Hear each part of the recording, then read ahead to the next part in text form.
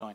Today's content is a little bit different than what we've been talking about. So we're making a little bit of a switch over the next couple of weeks of taking some of the stuff that we've talked about with Scripture and other things, and the reason why we believe it, and then kind of shifting gears and going, okay, so then how do we apply that logic to some cultural issues?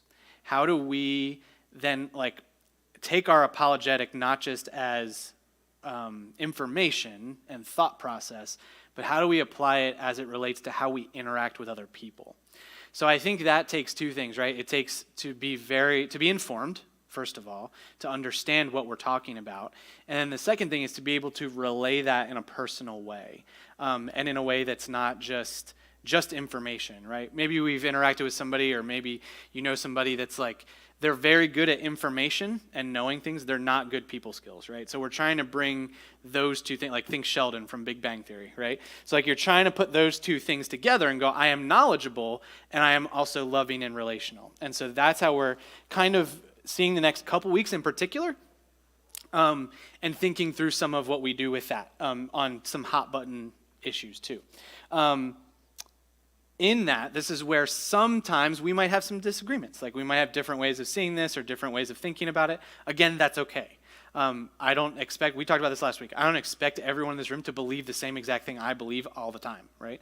I don't think we should expect that of each other. But can we lovingly hear each other out and have the conversation and think through and understand opposite points of view as it informs our point of view? Yes, I think so. And I think that's important. And that's why I've even said, read things you disagree with. I'm going to give you a resource next week that I actually only 25% agree with, but I'm going to say it's a resource that you should maybe check out.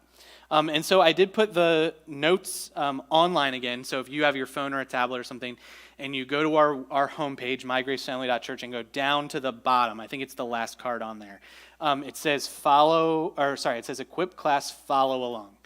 So all of the notes are there, and then I will, again this week, take all of the stuff I'm going to talk through, I will send it to you, so that you have it as reference as well.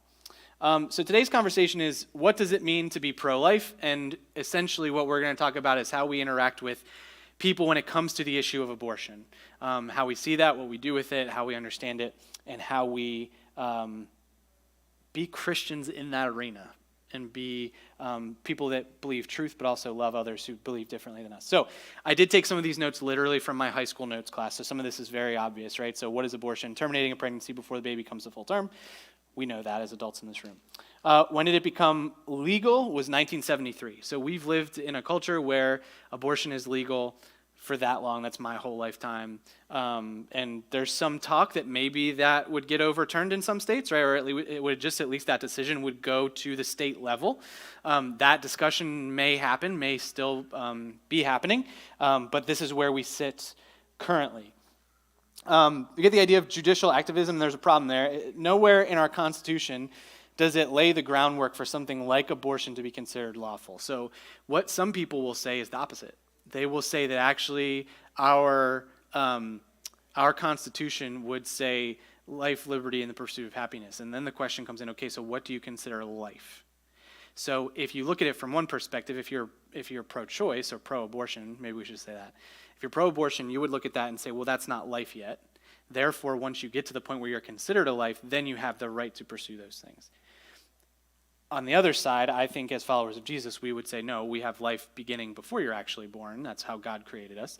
And so therefore, we would say, not just based on our Constitution, but based on what we believe in this country, that life starts before you're born. And so everybody that has that life starting then has that right, has the same rights as somebody who is outside the womb, is the way that we would think about that. Now, some people will go to Section 1 of the 14th Amendment. So I have that in our notes. This is what Section 1 of the 14th Amendment actually says. And this, if you're looking at the notes, it's there in italics. It says, all persons born or naturalized in the United States and subject to the jurisdiction thereof are citizens of the United States and of the state wherein they reside. No state shall make or enforce any law which shall abridge the privileges or immunities of citizens of the United States, nor shall any state deprive any person of life, liberty, or property without due process of law, nor deny to any person within its jurisdiction the equal protection of the laws.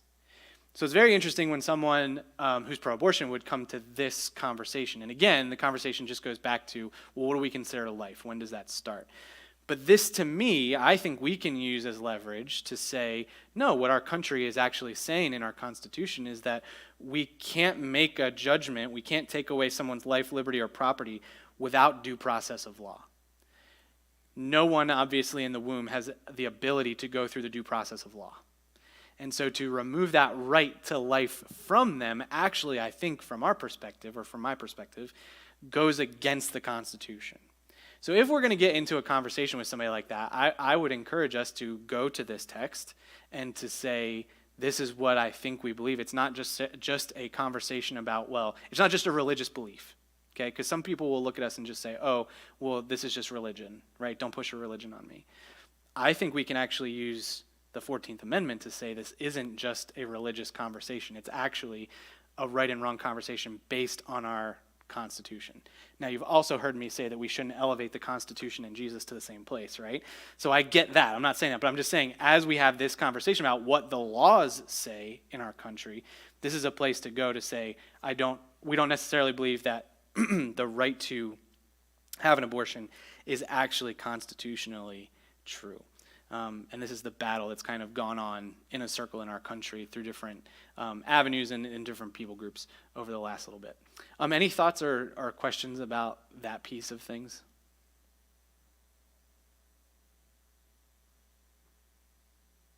Great. Okay, we'll keep going. So when we talk about fetal viability, at this point it's about 23 to 24 weeks, you may know that, and it continues to go down. So obviously as medication gets better, medical process gets better, treatments get better, that fetal viability keeps going down, which is great. Fetal viability refers to the ability of a fetus to survive outside the womb or baby to survive outside the womb. Overarching argument for abortion is that if a fetus cannot survive outside the womb, they're not actually a human life yet, and therefore it's not murder. They can be referred to as a clump of cells in order to deny their humanity. There's two problems with this kind of logic. If you're going to take those last two pieces and make the argument that a fetus can't survive outside the womb and that they're just a clump of cells. The first thing is that a baby that is born still cannot survive on its own. So you think about that. If a baby was just born and you just put it in the cradle and just leave it there, it can't survive on its own, right? It needs mom, it needs dad, it needs love, okay? So even though the argument is, well, it can't survive outside the womb, well, right, it can't. It still needs something after that. So if you're going to drag that out, you're going to say, well, babies my son is 1.5. He still needs help. Like, he can't. Like, Owen could basically get there. Anna's probably fine. But, like, up until, 4 or 5, they need help, right? They can't just survive on their own. So that argument kind of breaks down a little bit there. The second thing is that even though our medical science is advancing, we are broadening the scope of abortions allowed beyond 24 weeks. Okay, what do I mean by that? There's also the argument to, if fetal viability is 24 weeks, let's just say we draw that line and we say that's where fetal viability is. That fetal viability is going down because of our medical abilities, but the arguments to include more abortions are going up. So people are arguing for later term abortions. So even though science and medical ability is going one way, the arguments are still going the other way in some circles. And so that's an issue. That's an issue not just from forget Christianity for a minute. Let's just talk about logically, right? If we're going to use that viability line, well, then it should move with the science, right? If we're gonna do that, which would not obviously we don't want any abortions to happen, but it would at least move in the right direction from our perspective, right? There would be less and less abortions theoretically because more and more babies would be considered viable outside the womb. And so there's an issue there when you're having a conversation with someone, and that logically is what's happening in our culture. When we bring that up, it has to be a problem because it's not following logic. And so again, you can put Christianity aside at that moment and just say, well, why are we not following the science? Why are we not thinking this through and saying, okay, viability is what we're focused on, so let's have that number go down as science gets better and medication gets better rather than going up. So that's another kind of arena to have a conversation with somebody. You can set religion aside in that and start to have that conversation there. Any thoughts on that? Any questions about that? I don't know if this really is helpful or not. Yeah, go ahead. I've heard some of the things, it's flipped on its head a bit. So if you're saying, the baby is Mhm. then they're not viable. Right. Well, yeah, a fully grown adult can't survive on, say, water. Right. So The right faculties. you have Yep. to define, you have to be, and then, even then, say, someone needs oxygen in order to, Yes. sort of opens up some other, Yep. you have to look at some other ways too that I think makes it sort of more complicated. It does. No, and that's okay, and that's some of the conversation that we can have. And I do get to some of that a little bit later as that kind of thought process of the right faculties and abilities starts to break down. Like you start having to include more people, even people that are born, into the category of can't survive on their own.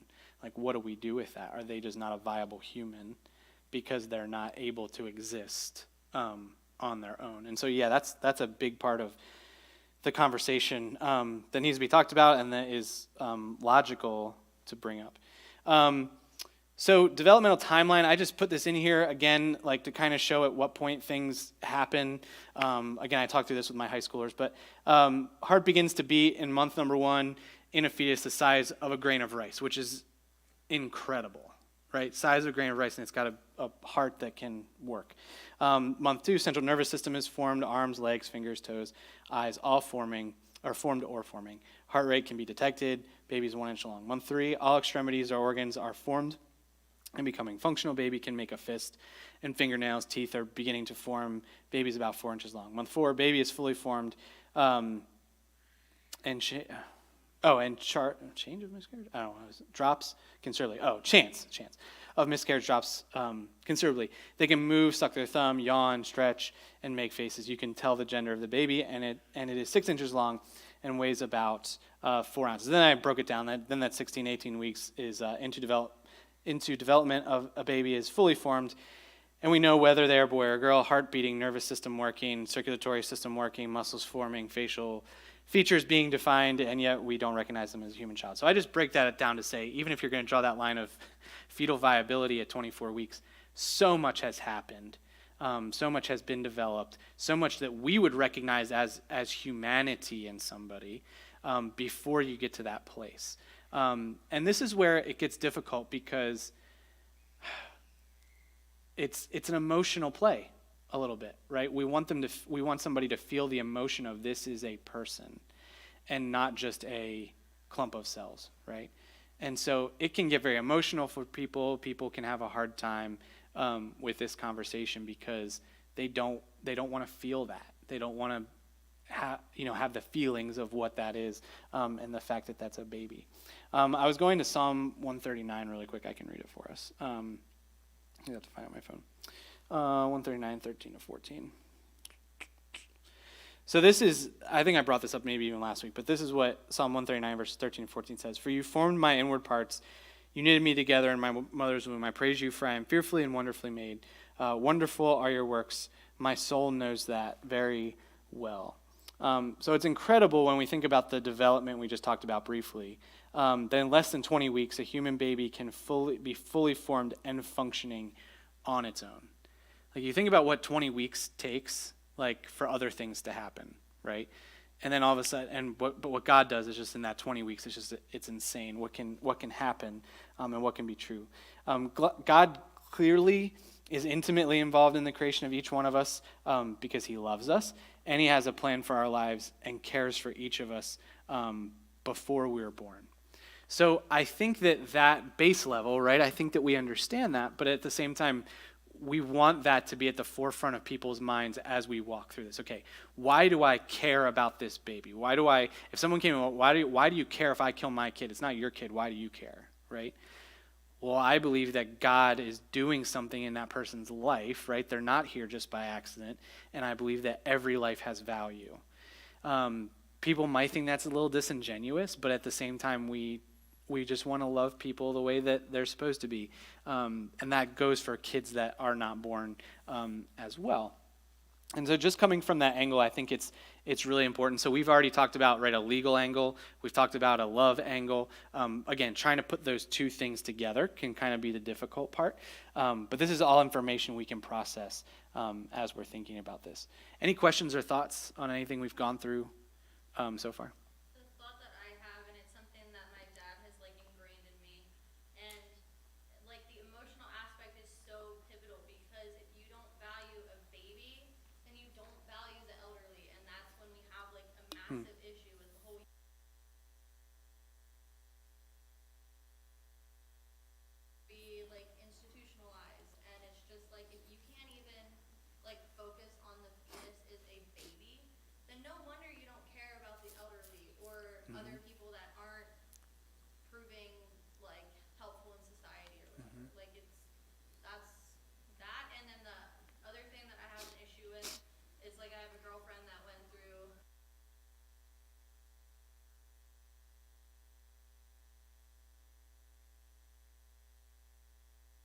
Yeah.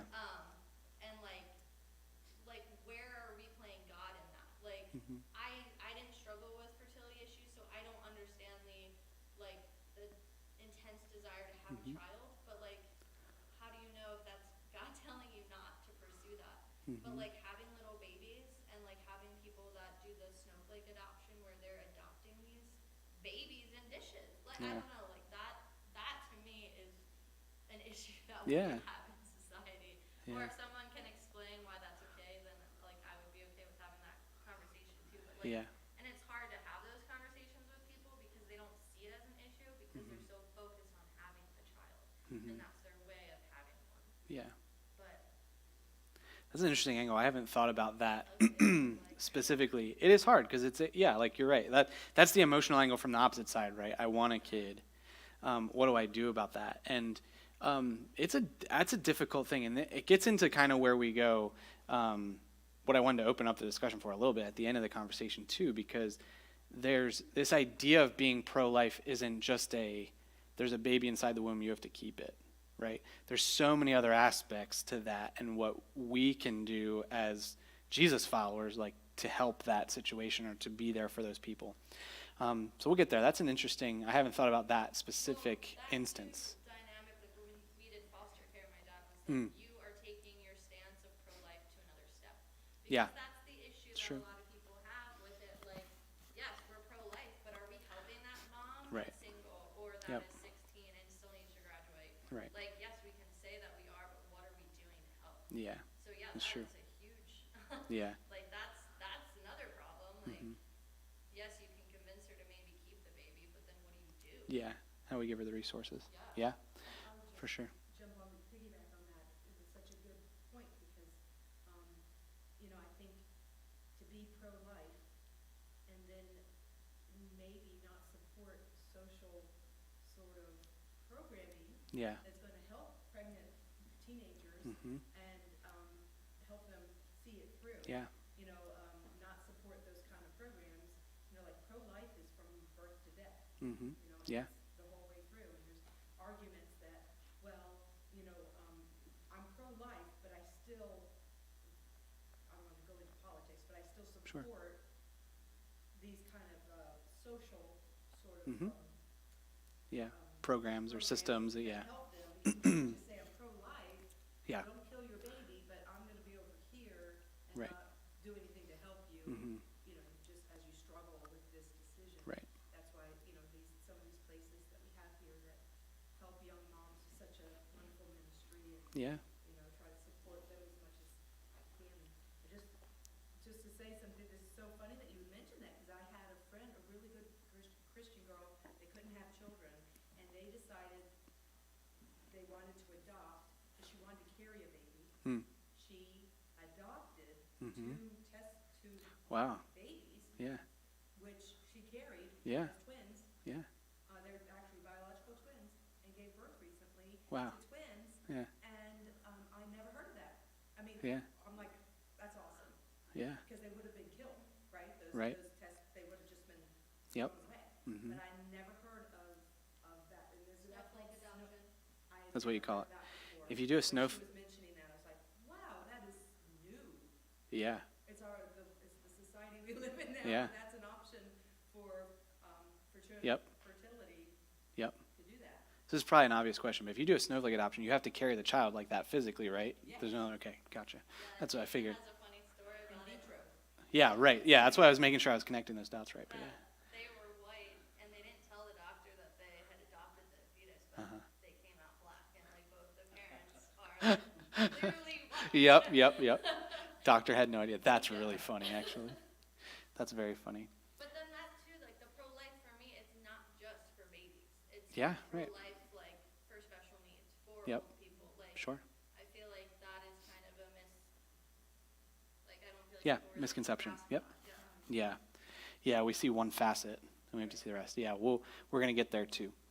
So arguments for abortion, and I didn't get them all, so if you guys have some that you don't see here, you can please feel free to shout them out at some point, and we can talk to them too. One is that women should have the right to control their own bodies. Her ability to do this is central to her right to control her own future. So there's not just the connection of like physically, as a woman, that women should have their ability to choose what happens with their body, but it's a control over their future, right? It's like, okay, well, I need to be able to say, I'm not going to do this for my future. Like I have that right to control what's coming in my future. So it's not just a physical thing. It's actually a lifelong issue that they're thinking about. 2, access to legal abortions reduces mental physical injury caused by unsafe or illegal abortions. Number 3, abortion gives women the. Oh, good. Call the midwife. I've never seen that, but I've heard of it. Yeah, yeah, it's on Netflix. Okay. PBS. Yeah. You know, they talk, because it's in the 50s. Okay. They're Yeah. always talking about these women getting these abortions illegally Yep. and dying. Yeah. You know, and it was a very big thing, is this is Right. why we need legal abortions. Right. So that women don't die from these illegal Mm-hmm. ones. I'm not saying it's a good argument. but Right. It's a an argument. very Yep. Sure. push. Yep. And people still say it today, right? So even in the conversation about, okay, we take abortion down to the state level, they're like, oh, well, they'll just go to the next state over, right? Or they'll just drive over there, or they'll just find an illegal one, and then they're in more trouble. You know what I mean? So yeah, it was around the 50s. It's still around today. 3, abortion gives women the right to choose whether to bring fetuses with abnormalities or genetic deficiencies into the world. So if you know your baby's going to have Down syndrome, you know there's going to be a deficiency there, you can decide not to do that. 4, women who are denied abortions are more likely to become unemployed, on welfare, below poverty line, and domestic abuse victims. I'll get to the last ones, and then I'll open up if anybody has any more. 5, abortion reduces welfare costs because you're not going to have kids in the welfare system. Abortion reduces crime, theoretically, because those kids could become criminals, I guess. 7, abortion is a means of population control, which that one makes 0 sense to me, but it's out there. So any others that I didn't hit that you guys have heard, or any thoughts on any of these? The biggest one I've heard is like a rape victim, Yeah. but I don't know if that was in here, that I just missed it. But Not quite, but I have a statistic I'll share in a little bit that will help us have that conversation. But yeah, I feel like that's like, for one of my friends, that's where he stands, because he thinks it's okay in that instance. Okay. Yep. And I get it, but. Yep. I know. Are Yeah. there countries, I'm trying to remember, aren't there countries, maybe Sweden, I could be wrong.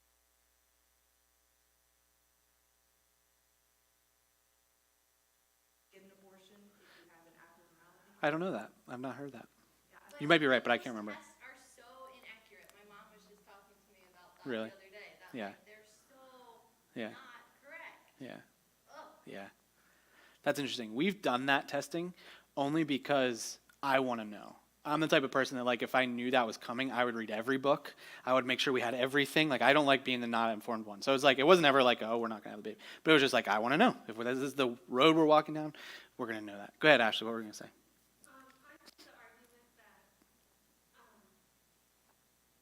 with birth control, Yeah. like if you're a Christian and you Yeah. think birth It's control very is interesting. okay, then you should be okay with abortion because it's the same thing. Not that Yeah. I'm not saying Sure. it is the same thing. Sure, sure. I've heard that argument. Yeah. That's an interesting one. And I would say to that, just do the research on what your birth control does. Because different ones do different things. And so I had someone say that to me before we got married. He came to me and was like, so what birth control are you using? And I was like, I'm not really worried about that at the moment, but okay. Like, we weren't even married yet. And he was like, don't do this. And I was like, why? He's like, because it's just as bad as abortion. And I was like, okay. And I did some research, and I don't think he was quite right. But I would just say, you got to do that. You got to figure that out on your own. I mean, I'm sure there's resources out there. But I would just say, research what your birth control does and know what that is. I think there are situations that dabble into the area of, like, yeah, you're eliminating a possible viable fetus, or baby, because you're using birth control in a way that you maybe isn't the best. So I would just say do your research on that. But yeah, I've heard that conversation, especially from Christian circles too. Yeah. Any other thoughts on these, or any other arguments that you've heard that we didn't talk about already? I had a doctor say to me that a baby isn't considered a baby until the mother declares it. Interesting. And so, therefore,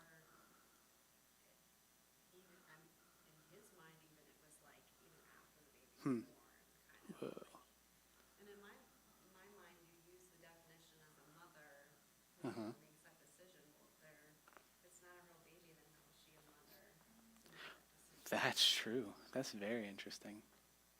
Huh. You should write a book on that. That's deep. Because if it's not a baby, you're not a mom, and therefore you don't have the right to make that decision as a mom. Boom. Yeah, mic drop. That's pretty good. That's pretty good. I'm going to remember that. You want to preach on that sometime? That's funny. So one of the things that this really dives into as we're evaluating all these arguments, and there may be more, there may be other facets of these, is the question of a human being versus a human person. So sometimes people will draw that line. So you can even get to the point where someone who thinks differently than you or us would say, yes, it's a human being, meaning it is of the same species. However, until it reaches certain abilities, it's not a person, which is where this comes from, right? Because logically, you can get back to the point, okay, it's the same species. You can't say it's not. Like, it's the same species, whether you believe it's a baby or not. But is it a person? So, many people will agree, kind of what I said on both sides, that a fetus is a human being. But when they become viable would be when they become a person and have rights. So that goes back to kind of the conversation we were having earlier. When does life actually start? When do rights given by the country they're born in, when do they come in? In this case, some would argue that babies born without certain capacities could be seen as human beings rather than human people.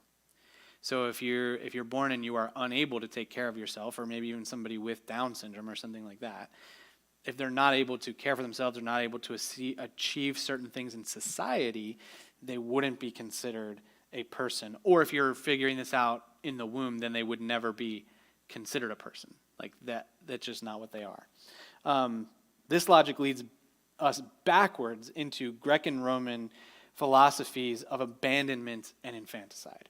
So really what we're saying in that situation is we're going backwards in history. So back in like Jesus' time even, there would have been this ability for people that if a baby was born and they had an abnormality or something like that, like they would just cast them out, get rid of them. This would happen with baby girls more often than with baby boys because everyone wanted to pass on their line. They wanted to continue on. So they would just get rid of them. This was something that was legal to do. There was very little stopping someone from doing this. We've made progress in that area, theoretically, being able to say, okay, we care for them. We would say, obviously, that men and women have the same rights, right, in our society. But then when we go to this logic, we're going backwards. We're going back in a time where this was bad, infanticide and all this stuff. So that's an argument against it, is why would we go back to that place? Like, why would we go back to the space where we can just decide who's a person, who's not, that I could just get rid of a kid I don't want? What is the positive thing there? And even from an evolutionary perspective, is it good to go to that place? So if somebody is like, I don't believe in God at all, I believe in what was that? Evolutionary process. That was like evolution and evangelical put together. That was weird. Yes, evolutionary process. Like, is us playing God in the evolutionary process? Like, that's what we're doing. So if these babies are being born and then we're just saying get rid of them, are we then saying that we're going to decide where evolution goes if you ascribe to evolution? Does that make sense? Like what I'm saying, or am I being confusing? It makes sense, and I Okay. would say that this happened for decades and decades in China, Mm-hmm. when they had the Yep. one-child law. Yep. They had a girl, they would Yep. abandon it, either Yep. kill it or put it on a doorstep, because the orphanages were full. Yep. Closed over many, many decades, Mm-hmm. because families needed a boy to Right. carry on, do the farm and carry on the name. Yep. That they gave birth to a girl with full capacity, not Yep. even like. Nope. and Yeah. That was okay. I mean, it Mhm. was probably illegal at the time, but Sure. they still did it Right. constantly. Yeah. So I don't think it's a positive thing to say we're going to go back to that. We're going to be in that place. And I've read different interviews and things from people that are pro-choice until they get to this point. And they go, wait a minute. So what we're saying is we can just throw kids out because they're not what we thought they were. Or they don't reach a certain amount. And they're like, oh, like, I'm not okay with that. Like, that's a tipping point to kind of see there. If we go that route, that's where it kind of will get to. Go ahead. Kind of along with that, like I've used, when people bring up this topic. Yep. And they're pro-abortion, I say, okay, let's take a minute. Yep. No, yeah, go ahead. If someone abandons their baby in a dumpster, left a 6-year-old in a car and just walked away. Yep. Do you think either of those are okay? Well, no, neither of those are okay. Right. Okay, then why Yeah. would, then what makes one a person versus not a person? Mm-hmm. Yep. And they never know how to answer. Yeah. Because no one would agree to leaving a baby Right. or a child. Yep. abandoned. So then you're saying they're equals. Yep. So Yep. Yeah, because to be honest, like even if you're talking about a 3-month-old and a 6-year-old, which one's more helpful to society? Theoretically, the 6-year-old, right? So you're saying like those two are equal, even though Mark, like yeah, maybe not. So like what do you do there? And you're saying they both have rights, even though their contribution to society is very different. I agree with that, and part of that comes back to there's not a scientific logic or reasoning behind it. And it goes to kind of where I'm going next. So I'm giving a few references here if you're looking at the notes I gave. There's a study that was done, I don't know how to say his name, Guttmacher, that's literally what it looks like, Institute. They did it in 2005, and I think they did it in 72, somewhere around there, 72 or 70. So I think like when abortion became legal, they did one, and then they redid it again in 2005. So it's a little bit older, but it's not too far back. Is all the reasons for why women get abortions, and broken down statistically in the percentage reasons why, okay? So the number one reason, 25% of all of the women said they're not ready to have a child. So that was the number one reason. So a quarter of all abortions are just somebody saying, like maybe they are 16, right? And they say, I'm not ready to have a kid, so I'm going to get an abortion. That's 25%. 23% can't afford to have a kid. So even if I wanted to have it, I don't have the money, I don't have a job, I can't hold a job and have a kid, I can't, there's just not that ability. 19% said they were done with childbearing. That was surprising to me. So 19% is they've already had children, now they don't want to have more. So that's not a mom who's never been a mom or doesn't know how to have kids or doesn't know how to raise kids. That's a mom that just says, I already have too many. Now you put, I don't know what the math is unless somebody can do it better than me, 25, 23, and 19. That's a huge chunk of the abortions that are being done that are a personal choice. It's not something that's necessarily, it's an inconvenience and nothing more. Now, go down to the bottom 3 reasons, or 3 of the bottom reasons. 4 is because of a physical problem with mom's health. So that would be a situation with like preeclampsia, right? Mom might say, if I try and have this kid, I'm putting my own life in danger. So that's another argument that I've heard, right? Should a mom be allowed to choose whether she's going to live or the baby's going to live in that moment? It's 4% of all abortions. So it's not a giant percentage. 3%, possibly a problem with the baby's health. So again, you do the test, you see they have Down syndrome or something like that, and you decide that. Less than 0.5% is a victim of rape. So even in that perspective, right, I think that's the one that probably hits the most home with everybody, right? When someone says, mom's raped, should she be forced to have this child? I think we all feel something there where we go, I don't want that mom to have to live with that, right? Or that woman to have to live with that. Like we feel that, we understand it. However, at the same time, that is a very, very, very, very, very low percentage of all the abortions that are done. And so I'm not saying we make an exception. I'm not saying anything there. I'm just saying in the conversation, we're talking about making abortion legal for less than 0.5% of all the abortions that are done. You can look up, there's obviously more to that study. If you Google Guttmacher Institute abortion study, you'll find it. It's the first thing that pops up in Google when you look for it.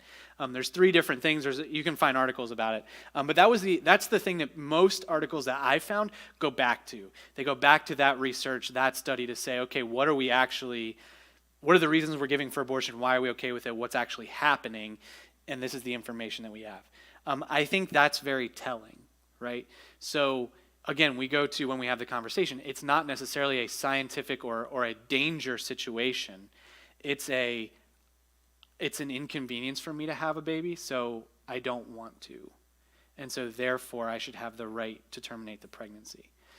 That's the vast majority of what we're talking about. I think it would be a little bit of a different conversation, maybe. Not saying we want abortion to be okay. I'm just saying the conversation would be very different if everyone arguing for them were just talking about these last three statistics I gave you, right? Okay, so then how do we help? How do we put more money into research in these areas? How do we make sure that we're available to do, I don't know, like we're not all scientists, but like how do we help in those areas? Like let's focus on that 7.5% and see what we can do with that. If the other, all the other percentages go away, maybe that would be a different conversation. So any thoughts or questions about that section of things? I think the 19% part with the done with childbearing Mhm. is also like at age 40, like you're. Sure. Because even my sister is approaching 40, and the doctors are like, you really probably shouldn't be because your risk Mhm. of Down syndrome and all those things. Yeah, it goes heighten. up. But like, why is it okay that a doctor is telling you that? Like, Yeah, she knows those risks. Yeah. I don't know. it's true. So, I mean, I feel like if I was a 40-year-old woman and this is my fourth child and then you have one with Downs, like I feel like that would be very challenging. Sure. Yeah, absolutely. Right. Yeah. These are my personal feelings. I always find the not ready for children and can't afford to, like, but at the same time. Yeah, who it can? goes Yeah. In the activity that gets you there, it Yep. wasn't a surprise. Mm-hmm. So are you telling me that when people know they're gonna steal something, that when they get caught and arrested, that they have the choice not to pay the consequence? Right. Yeah. Like, Right. why is this one, like, no matter if you're getting into the Christian Sure. faith or not? Yeah, yeah. Just from a logical standpoint, Right. where do you draw that line? Yeah. Yeah, when do you have... Yeah. I'm not ready to go to prison right now. Yeah, that's right. I can't afford my legal fees. That's right. Yeah. Yeah, there is that line of, with anything in society, our choices lead us to a certain place, and we have to then answer for those consequences, right? Whether they're good or bad. So even like a speeding ticket, like you made the decision to go 30 over, and the cop finds you, and you just go, oh, I can't afford that. Okay, well, that's not going to work, right? So there's ways to say we need to be held accountable for things, and that's where I agree, Ashley. I think that's where the rubber kind of meets the road on that. I was distracting with my laughter. Mark, I figured Mark said something inappropriate, and so yeah. saying, I identify as being free. Oh yeah, instead of in prison. Yeah, I'm just joking, because I know you, Mark. That's why. So there's a few other things, right? We hear this phrase, my body, my choice. So, but here's the thing with that argument, right? None of us hold all the rights on what we can and cannot do with our own bodies. Have you thought about that way? So like if I punch Mark in the face, he can press charges against me. I don't have the right to just do whatever I want with my physical body. Does that make sense? Yeah. So there is a control that someone says, you are not allowed to use your physical body in certain ways, right? Rape would be the other one, like very clear with this conversation. Like you're not allowed to do that. It's not okay to do that with your body just because you want to. So there are things around us. None of us are just able to do whatever we want all the time with our bodies. It's just not the case. And so even that argument says, okay, but I should have that choice. Okay, but we all have to understand those rules and regulations at some level. We don't get to live that way all the time. Good. Yeah. It's growing in your body. Sure. Like Yep. it's No, I agree. tiny little life in your body. Yes. Yeah. Personally, obviously, Yes. clear difference. I agree. Yes, absolutely. There's a clear difference there. Absolutely. People were saying, we touched on this a little bit earlier, not having legal abortions means more illegal ones will happen. We make legal decisions based on what is best for society, not based on how someone might break the laws that are made. Does that make sense? So like just because it's like, oh, well, if we make something illegal, more people are going to do it illegally. Okay, well, we don't make other rules that way. We just say, if this is best for society, we're going to tell you not to do that, and then therefore change it if we decide to go, right? Like speed limits change. Just to go back to that analogy, 322 used to be 55. I loved when it was 55. Then it went to 45, right? well, they didn't make that, they go, oh, well, we're going to have to give out more speeding tickets. In fact, they probably went, great, we can give out more speeding tickets. So like if you still go that speed. So like we don't make those decisions that way. So just because something will happen illegally doesn't mean that we should not have that rule. Here's another one, right? Men don't have a say in abortion. Many men would even say, if you ask them about it, like, yeah, I think this, but I don't get a say.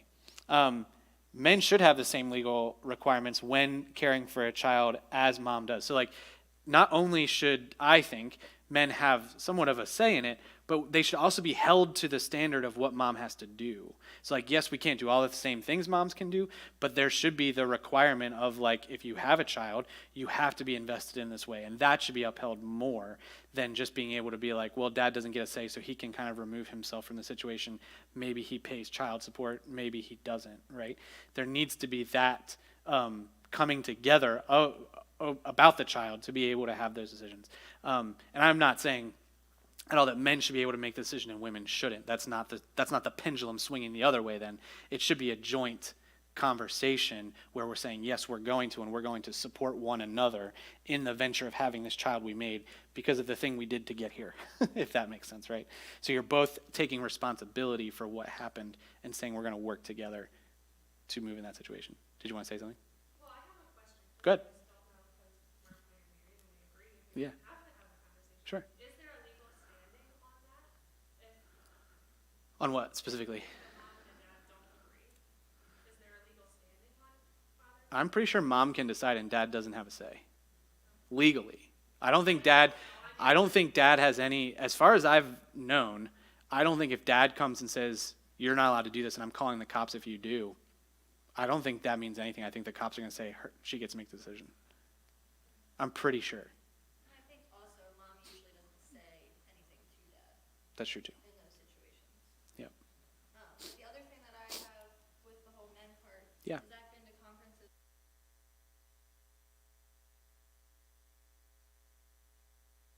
The husband, or not the husband, the dad. The dad. as well. Yep. And like we're not supporting the men through that too, Mm-hmm. like reaping, like all Yep. that stuff. Yep. And grandparents. And grandparents too, absolutely. Aunts and uncles, all kinds of people. So here's where this goes, right? Some of this conversation, especially with my body, my choice, and does dad have a say or not? Sometimes where this conversation goes, particularly with the church, is you hear that the church itself is repressive to women's rights. So if the church or Christianity is saying, mom shouldn't just get to have this choice, or women can't just make this decision for themselves, it's religion coming down and taking away the rights of women. Sometimes you hear that, and that's prevalent in our culture to say that the church is controlling women. Or you'll also hear from, even not from a religious side, it's just like, oh, white males want to tell women what to do. I've heard that said too about abortion. But here's what I want us to know, and I want to go into this channel of how Christianity and women's rights have intersected over the course of history. There's this question in the notes, right? Are men and women equal if evolution is true? This is an interesting question, okay? Go with me here. It would seem that men are typically stronger and more powerful physically. Wouldn't that imply that evolution is establishing men as the more dominant half of our species? So let me just go here for a minute. This is not from a biblical perspective. This is from an evolutionary perspective, okay? So if we look at evolutionary process, usually, not in all cases, right? There's plenty of women that could beat me up. But there are usually, men are usually stronger and more powerful, okay? That's just usually how it goes, okay? Does that mean that if we're holding to an evolutionary perspective, that evolution is establishing men as having more power than women? We would make the argument in our culture that that shouldn't be the case. In fact, there's much commentary and good justification of saying women and men are equal. They should have equal rights. We should have equal say on things. All of that should be equal. It goes against some of the evolutionary process if we think that. So now I'm playing this kind of friction game between what we believe evolutionarily and what do we believe in the church. Going down below that conversation. So the thought that everyone has inherent worth and that women are equal to men originates in Genesis chapter 1. That's where the original conversation comes from for men's and women's rights. Because God made Adam, saw that he needed somebody else, and he made both of them and said it was good. He didn't say one was valuable over the other. He said they're both valuable, and therefore that creates a construct for men and women to have the same rights. And we would say that that conversation originated in Genesis chapter 1, and originated within Judaism and eventually what we call Christianity today. Christianity teaches men to have one wife and to love their wives and sacrifice for them. This was a foreign concept in the ancient world. So you go back to those Greek and Roman times where we could cast babies out and things like that. You could also divorce your wife for no reason as a man if you wanted to. Women were seen as somewhat property at times. Children were seen kind of the same way. And what the scriptures taught at the time of Jesus and then after that was that you are to have one wife. You're to sacrifice for her. You're not supposed to lord over her. That, again, is this conversation of they're creating equals. Jesus did the same thing. So Jesus had friendships with women, and women were the first to find his tomb empty. Okay, so go back to that. I've had that conversation before, but the fact that women found the tomb first, and that's included in Scripture as the evidence for Jesus being risen from the dead. Back in the day, if you put that to a jury, they would go, that account doesn't matter because it's a woman's opinion. We look at that today and go, absolutely that counts. And if they were trying to lie to us, they would have said someone else found the tomb empty. But they said, no, these women were there, they have value, their opinion matters, what they saw counts. So they included that in what's in there. So overwhelmingly, when you look at the way that Scripture went versus the way things were in the past and even in Jesus' day, there was an elevation of women to be equal with men and to sustain the church, not just to be seen as property or seen as just to kind of stay in the kitchen, right? That's not what was there. And so Christianity was actually the feminist movement in the first century. Feminism gets a bad rap today, and I think it goes to some places that are kind of silly. But feminism, getting women the rights that they deserve, was a Christian belief. That's where it originated. We don't see it in any other culture in history of the world. It came from Christianity. So when we start to think about this, like we as Christians have elevated women over the course of history when history has tried to do the opposite. And so really when people look at that, we want them to see that we do value women. We're not taking away, just because we would say we want abortion to be illegal, we're not taking away rights from women.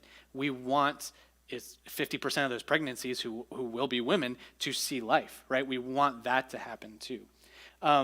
Yet Christianity, even through all this, can be seen as repressive and controlling of women. But check out these other stats that I found. So U.S. women who attend religious services once per week are 5 times less likely to commit suicide. 68% less likely to die deaths of despair. What that means is suicide, drug overdose, or binge drinking, things like that. And men are 33 less likely to die deaths of despair if they attend religious services once a week. So in that, we would also say, if you are connected to a faith community, let's say it that way, your mental health as a woman and as a man, but especially as a woman, is much healthier. You have help around you. You have people investing in you. You have people encouraging you. You have that connection and relationship. That's a positive thing that gives women life and gives men life, but more so for women. So when we get into this argument of, does the church just repress women, take away rights, just want to tell women what to do? No, actually it's the opposite. That being connected with that faith community, being connected with a community that says we value women, we've said that for centuries, we want women to be seen as equal with men, we want men to sacrifice for women, not the opposite, well, some of the, but equal, but like not seen in a different way than what was seen in history, right? That's a very, very positive thing to understand. So I talked a lot for a little bit. I talked for a while there. Any thoughts or questions about any of that?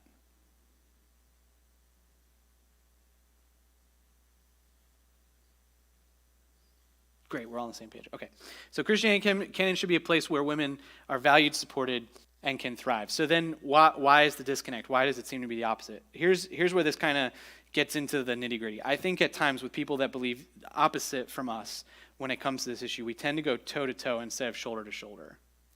And so it's very easy to disagree with somebody and to say that, especially if you're typing it on a keyboard and not face-to-face with them, right?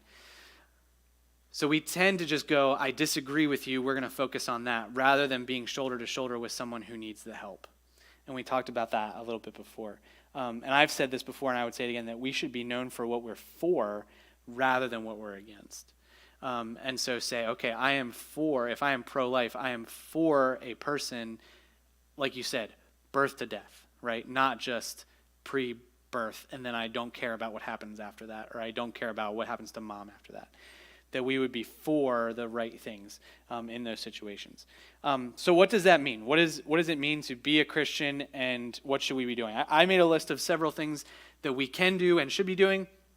You could add things, or you might have other ideas to this. First of all is advocate for safety when medical procedures are performed. So one of the things that's not as existent with abortions is it's not the same level of medical care as it is if you were to go in for even a minor surgery. So even going to that place of being like, can we just take care, like if someone's going to go to that place, can we get better care, at least for that woman, so that she's more healthy, no matter what she's choosing. Become a foster parent or adopt a child. I grew up, my grandparents were foster parents for years. They had over 100 foster parents in their home over the course of their lifetime. My parents were also foster parents. I think it's a big reason why I even went into ministry, because I just saw kids that didn't have what I had. And so I went into student ministry because I was like, there's teenagers that don't get the mom and dad the way I did, and so I want them to know that Jesus loves them. So this is difficult. It's not necessarily an option for everybody. It can be a very hard road. Andrew and I know another pastor right now who literally had an adoption lined up for a little girl in China. COVID happened, and everything fell apart. They were getting updates on her. They haven't gotten an update in 2 years. And now all of that money, $10,000 to $15,000 they put into working on that on the front end, is now done. They'd have to do that again if they wanted to. Now, do they want to? Partially, yes. They would love to just be like, here's another $15,000, right? Let's just do that. But we all know that's for many of us is not going to happen, right? So it's a very difficult thing, and I don't want to put that on anybody and be like, we all have to be foster parents or adopt kids. That's not for everybody. But it's an idea to kind of process and think through if we are able to. Donating to pregnancy centers. So just providing, if you can't provide, being a person that's a foster parent, being able to support the organizations that have those resources to be able to help with. Become a mentor for moms and dads in crisis. So usually these pregnancy centers do have a mentor system. So when dad comes in that's 18, got his girlfriend pregnant, he doesn't know what to do either. There's a mentor program where people that, men can come alongside them and be like, hey, how do you be a dad? Maybe he didn't have a dad, right? How do you be a dad? How do you be there for this woman that now has your child? How do you be there for them? Be a good neighbor. I just mean, like, if you've got, a single mom down the street that has 3 kids and is struggling, like, just help, just be there for that person. Show up when someone is struggling, so just being there, being that, and this is part of being in that biblical community, being willing to help, be willing to listen and provide help when you can. We can't help in every situation, but there's times when we can. Being an adult a kid can depend on. This is huge. So even just when it's not your kids, just being an adult that some other kid looks at you and says, I can depend on that adult. What that says, when that kid gets older, is there are other adults that will help me. And even that kid, if it's a 5-year-old, right, and you have a good relationship with that 5-year-old, maybe when that kid's 17, they make a terrible choice. And they come to you and go, what should I do? You never know what's coming down. And because they knew that you were supportive of them, they come to you and ask that question, and then you get to walk alongside them. And maybe that abortion or that choice isn't made because you had the influence in their life to be able to say, what are the best decisions we can make in this situation? And then the last thing was just hold men accountable. Just be able to say to guys like, listen, we don't get to just skip out, right? We instill that, and we as men instill that in younger men and say, this is how you take care of women. This is how we take care of kids. This is how you make good decisions so that you don't even have to think about abortion. All of that kind of stuff just goes into this process. Any thoughts or things to add, or things that you've seen? Good, Ashley. I just want to add, like, if you find out about programs, like, even if it's just in your area, just share them. Yeah, Because absolutely. you never know, like, yeah, maybe you don't need them, or Yep. maybe you don't think your friends need them, but maybe your friends know someone who does. Yep. Because ever since having Cooper, like, there's tons of stuff I never even knew about. Yeah. And I'm very thankful that I found out about because Yeah. you never know who's gonna benefit from it. Sure. And I'm sure a lot of women, if they knew about stuff like that, Yeah. especially for that statistic about I can't afford it. Yep. Well, maybe There's found help. out Yep. about like power packs are usually for kids in school, but Yep. maybe if they knew about something similar, Sure. they wouldn't be so worried about it, and then they wouldn't have that doubt. Yep. Good. I'd say also have as good a relationship as you can, open and encouraging to your own teenage daughters. Yeah. You know, like, I would hope that if my teenage daughter came home and said, she would come home and say, I'm pregnant, instead of going out, like, my parents are gonna be so mad at me, Right. I can't tell them. Mhm. I need to go and do this on my own. Yep. You know, like, I've known Christian parents who are like, if my daughter came home pregnant, that'd be it, I'd kick Yeah. her out. And you're like, what? No. Yeah. You know, like, That's the worst thing. Yep. I know, Right. like, I just, it upsets me to Yes. think that someone would actually Right. do that, but I've heard people say Sure. that. Yep. And I just think that for your own teenage, starts when they're little. Yep. That you haven't, you know, like, you're gonna make mistakes. Yep. You're gonna sometimes do something that is gonna be Yeah. wrong. That open communication. Yeah. That you don't pound your kids for every mistake. Yep. And they see I agree. you making mistakes and Yep. you accept them. Mhm. It's just something that starts from little. Yes. So that when they are 16 and pregnant, Yep. they don't say, well, I have nowhere to go. Right. I have nowhere to turn to. Yep. Yeah, I agree. That was gonna be my question, like, how do you release that shame of an unmarried pregnancy? Because, like, growing up in the church, yes, you know that you're not supposed to be doing that kind of Yep. stuff. Like, how do you go about doing that? Like, with someone that's, say, a teen in church, or a pastor's daughter, or, Mhm. like, how do you embrace that, that's shameful? And yes, the easy option would be, let's abort this baby, because then the congregation doesn't know about this. Right. But like, how do you, I don't know, like, Yeah. I don't even know how to, Well, easier said than done. But the place that I always go, try to always go, I should say it that way, is, did Jesus already forgive this thing? Yes. So therefore, I am called to forgive. And so I think, because I was going to say, even as like as parents, you want that with our teenage daughters, teenage sons. I want our church to be that. Like, I don't want our church to be a place where it's like, oh, I can't go to church because I made a bad decision. Well, there's a lot of us that shouldn't show up in church on Sundays if we can't go to church because we made a bad decision. So during the week or whatever, right? Yeah. So I want that to be true of us. And we would say, yes, we understand that it was a bad decision, right? That's true. But at the same time, whatever help you need, we're going to give you. And we're going to come alongside you. Not out of shame, because you already know that. Like, if you grew up that way, you know it. And so I've said that too before. Like, I don't want to be the person that's, like what Shannon said, like, I'm not going to beat you up about it after you already know you did something wrong. Again, A lot of shame, though. yeah, easier said than done, You know, right? and I've had, my niece was 15 and pregnant, and, you know, she actually went before the church. They let her speak Yeah. to the church and said, look, I want you to know I'm pregnant, Yeah. you know, and I need your support. I'm keeping this baby. Mm-hmm. I'm not gonna go, have an abortion, which would have been the easier thing to Sure. do. And I'm just asking you all to support me, Yeah. love me, and I Yeah. thought it was great, because they did, and they did come around her and Yeah. support and love her. Yep. But it was like she got in front of it. Yes. Does that make sense? Yeah, it makes sense. Instead of suddenly Good for her. dropping off the Yep. face of the earth and Yep. suddenly she has a baby in her arms a couple months later, you know? Yep. Yeah. But I wonder if you have to do that, be like, hopefully we can be a church that you don't have to get in front of it, you know, like. Right, that's what I would say be too. like Yep. this thing. Yep. Yeah. And I would come alongside that person and be like, let someone plan a baby shower for her. You know, like that kind of thing. Like, it's a life now. Like we're saying, we're pro-life, right? It's a life. Let's be pro that. Like, you know, let's be for. They know they did something wrong. That's in the past now. Like, we got to move forward with what this means and how we're going to care for that person. So again, easier said than done, but I think that's the framework we have to come at it from. Yeah. And also, like how you said, hold men accountable. Yeah. I feel like, you know, I'm a girl mom, and I've had boy moms say to me, like, oh, then you gotta worry about like all that stuff. Yeah. And I think to myself, like, shouldn't you be worrying Yes. about that too? like, Yeah. if you're raising your boy, Yep. so, Mm-hmm. you know, I think we would be trying to help out the situation. Absolutely. At the end. Yep.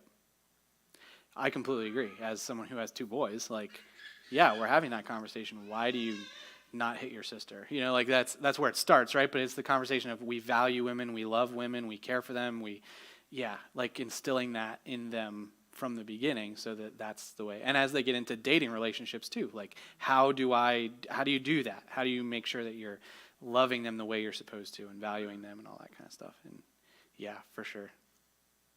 That's a good point. For what it's worth too. Yeah. I think this goes for a lot of things. Looking at the situation, like, if it's not in your immediate family, but like, you don't know everyone's story. Yeah.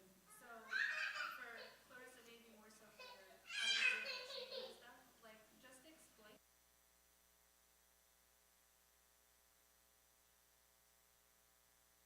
Yep. So, why don't you support them rather than proving to them that they should be shamed? Yeah. Like, for example, the church I grew up at, the girl wasn't the same age as me. She got them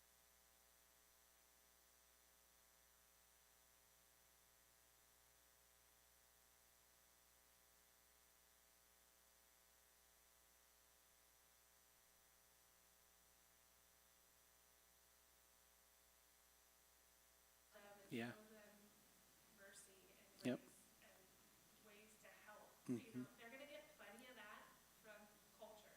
Yes. Right. Be the difference. Yeah. Don't be the norm. Right. And just remember I that by agree. the grace of God go I, right? Yeah. You know, some sins are a little more noticeable, like pregnancy, Yeah. but I'm just as sinful Yep. every day, and Yep. you just don't see it on the outside. Mm-hmm. So that judgmental spirit of I'm judging that person because that sin is worse than my thoughts. Yep. It's not right. Yeah. Right? The Bible teaches us they're all equal. Yep. Yeah. Yeah, I agree. And I think it's a good, it's hard. This topic hard. It comes with a lot of, it comes, so, how do I say this? Compared to other sins, this conversation comes with a lot of physical baggage. So like you can see it, right? There is an actual child. There's actual decisions that need made. There's actually money that needs to be spent to help that child's actual needs. And so there's a lot of pieces of that where we can go, we can either say, okay, we're going to judge that person, we're going to be frustrated, we're going to say what we're against, and then we're going to be done with it. We can also say, we're going to love you, we're going to be there, and then it's like, okay, we love you, but then we're not going to judge you, but then we also don't help the way that we should.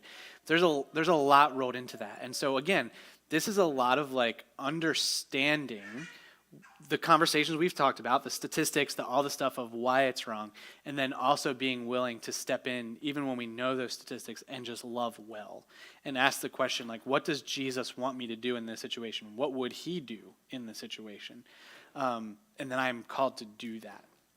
And figuring out what that is. And again, different for everybody, right? Some of us might say, I'm going to be a foster parent. Some of us might say, I can't do that, but I'm going to do this, right? And just finding those avenues. Ultimately, some of the issue we have is this cultural issue of consequences and decisions and sometimes even selfishness, right? The solution to that is a biblical community that comes around and helps people. So when you know you have a problem and there's a community that can come around you and love you, you lean into that community. When that community doesn't exist or you're afraid to tell that community, then you don't tell them. You don't lean into them and you end up making, I would say, I make worse decisions than when I have good conversation with people I trust. When I have good conversation with people I trust, I make better decisions. When I don't, I make worse decisions. And so just that understanding.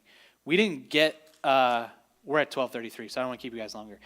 I would say as we process this, right, we're not having conversations about this in this class, but even processing just as Christians, some of these conversations also lead and inform the way we see the death penalty, euthanasia, and maybe even like border control.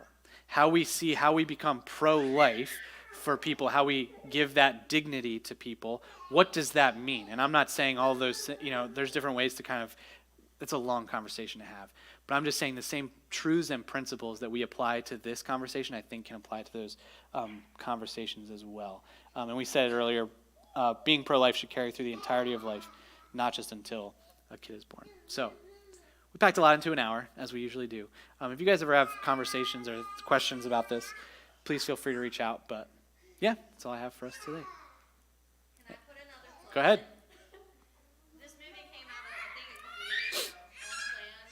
Yeah. It's all about Yeah. family. I haven't even watched the whole thing, but like even just the reality of what abortion truly is and how Yeah. like, you can hear the screaming of babies Yeah. tearing the limbs off. Like I Yeah. was even more like, oh my word, I didn't know Right. how bad it truly was. Yeah. But it's a good Yeah. And any time you find, I forget the girl's name that was in that, not in it, but like part of the story was based on her.